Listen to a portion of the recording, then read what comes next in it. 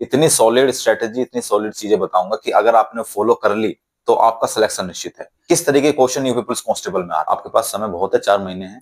या क्यों नहीं होगा सिलेक्शन, इतना टफ नहीं है सिलेक्शन लेना। कंपटीशन के एग्जाम की तैयारी करने वाले स्टूडेंट की मनोदशा में समझता हूँ। तो जय हिंद दोस्तों, कैसे हैं आप सब? स्वागत है आपके बार फिर से। बहुत खुश होंगे आप लोग, यूपी पुलिस कांस्टेबल 2025 के फॉर्म अगले महीने से भरना शुरू हो जाएंगे। और इतने सारे मैसेज, इतने सारी चीजें इंस्टाग्राम पर, टेलीग्राम पर, कमेंट्स बॉक्स में कि यूपी पुलिस कांस्टेबल के लिए सर हमें कुछ बताइए, स्ट्रेटेजी बुक्स, सारी चीजें बताऊंगा। और ऐसी बताऊंगा, इतनी सॉलिड स्ट्रेटेजी, इतनी सॉलिड चीजें बताऊंगा कि अगर आपने फॉलो कर ली तो आपका सिलेक्शन निश्चित है।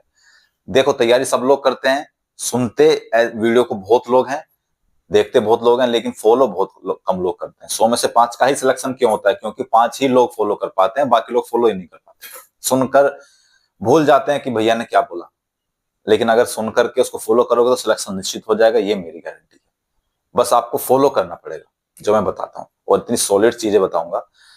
देखो, सबसे पहले तो जो एक बेसिक चीज है और वो बहुत इंपॉर्टेंट है, बहुत मस्ट है, आपको लास्ट ईयर के क्वेश्चन पेपर्स लेकर के आने हैं, जिनको शॉर्ट पेपर्स भी बोलते हैं यूपी पुलिस कांस्टेबल के, और उनको पढ़ना है।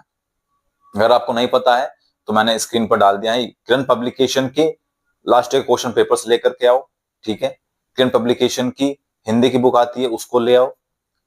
जीएस की बुक आती है, उसको ले आओ। उनके प्रैक्टिस सेट भी आते हैं। प्रैक्टिस सेट तो चलो बाद में करेंगे हम, लेकिन आप पहले शॉर्ट पेपर्स ले आओ।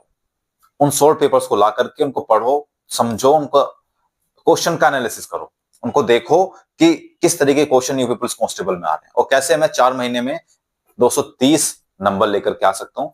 230 नंबर लाना मतलब सिलेक्शन होना 100% बहुत मुश्किल होता है 230 नंबर लाना, लेकिन आप ला सकते हैं अभी भी 4 महीने में। कोई ज्यादा बड़ा काम नहीं है ये।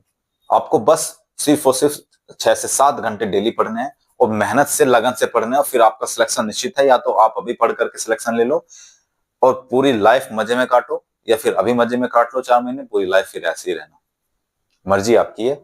और चीजें जैसे बुक्स हैं, बुक्स के बारे में बता दूं। शॉर्ट पेपर्स तो वो हो गए। आप मैथ की बुक ले आइए, राकेश यादव सर की बुक, सारी बुक का लिंक आपको नीचे मिल जाएगा, फिर मेरी स्क्रीन पर चल रहे होंगे, वहां मिल जाएगा। राकेश यादव सर की बुक ले आइए, RS अग्रवाल की बुक ले आइए, किरण पब्लिकेशन की बुक ले आइए। जो भी आपको उचित लगे या जो भी आपके पास हो, उस बुक को पढ़ते रहिए रेगुलर। केवल एक बुक, बहुत सारी बुक इकट्ठा करने की जरूरत नहीं है। बहुत सारी बुक इकट्ठा करोगे तो अपने माइंड को प्रेशर डालोगे, अपने माइंड पर बहुत सारी चीजें जबरदस्ती ठूस दोगे अपने दिमाग में, फिर वो खाली नहीं रहता, एब्जॉर्ब नहीं कर पाता। एक ही बुक रखो, उसको पढ़ते रहो, वही आपको सिलेक्शन। एक चीज और कि जब आप पढ़ो तो ऐसे मत पढ़ना जैसे हमने मैथ की बुक उठाई और शुरू से हम लग गए पढ़ने के लिए, पहला चैप्टर, दूसरा चैप्टर। उससे क्या होता है कि हमें एक जल्दी होती है कि हम पहला चैप्टर जल्दी से निपटाए ताकि हमारा दूसरा चैप्टर स्टार्ट हो और हमारा मैथ जल्दी कंप्लीट हो। लेकिन उस जल्दी जल्दी में कुछ चीजें छूट जाती हैं। तो हमें क्या काम करना, बुक में से एक चैप्टर पॉइंट आउट करना कि आज मुझे ये वाला चैप्टर करना है, आज मुझे ये वाला चैप्टर पढ़ना है। चाहे वो 2 दिन में खत्म हो, 3 दिन में खत्म हो, लेकिन उसको बहुत अच्छे से करना है। आपके पास समय बहुत है, 4 महीने हैं, उसको बहुत अच्छे से करो। फिर उसके बाद दूसरा चैप्टर पॉइंट आउट करो, फिर वो पढ़ो। ऐसे ही आपको रीजनिंग में भी करना है, ठीक है। और जीएस तो आपको घोट करके पी जाना है, क्योंकि जीएस का बहुत बड़ा रोल है। हिस्ट्री का मेन रोल है यूपी पुलिस कांस्टेबल में, पॉलिटी का मेन रोल है। तो ये सारी चीजें अब जीएस के लिए प्रैक्टिस आपको यूट्यूब से करनी है, गूगल से करनी है। जैसे कोई भी टॉपिक आप पढ़ें जीएस में तो उसके एमसीक्यू ढूंढे यूट्यूब पर, उसके एमसीक्यू ढूंढे गूगल पर। क्योंकि जब आप पढ़ते हैं ना तो आपको ये सोच करके पढ़ना चाहिए कि एक भी एमसीक्यू क्वेश्चन इस टॉपिक से मेरा छूट ना जाए।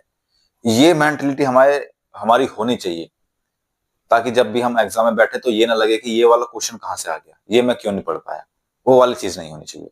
हर टॉपिक से एमसीक्यू तो घोट करके पी जाओ, क्योंकि एमसीक्यू क्वेश्चन आपको गूगल पे मिल जाएंगे, यूट्यूब पे मिल जाएंगे, बहुत सारी जगह मिल जाएंगे, प्रैक्टिस सेट में मिल जाएंगे, लास्ट ईयर क्वेश्चन पेपर्स में मिल जाएंगे, हर जगह मिल जाएंगे। तो उन सबको करो, ठीक है। और जो एमसीक्यू आपके याद ना रहा हो या जो आपने ना पढ़े, आप पढ़े नहीं हो और वो आपके सामने आ गया, तो उसको लिख लो।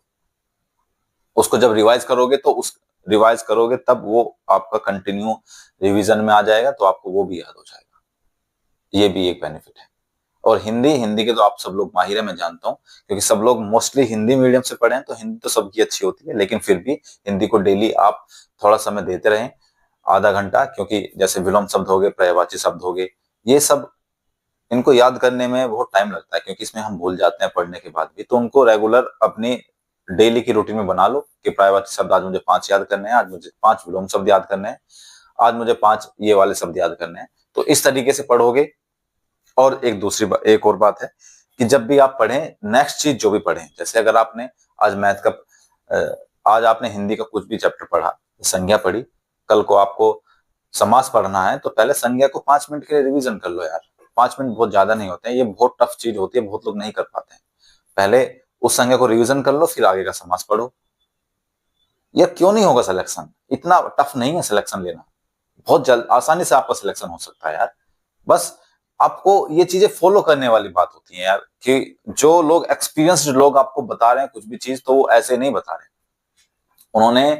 मैंने 8 साल का एक्सपीरियंस आपके सामने रखा है, इतने सारे एग्जाम भी क्लियर किए हैं, तो उन सब का एक्सपीरियंस भी आपके सामने रखा है। तो उस एक्सपीरियंस से सीखो यार।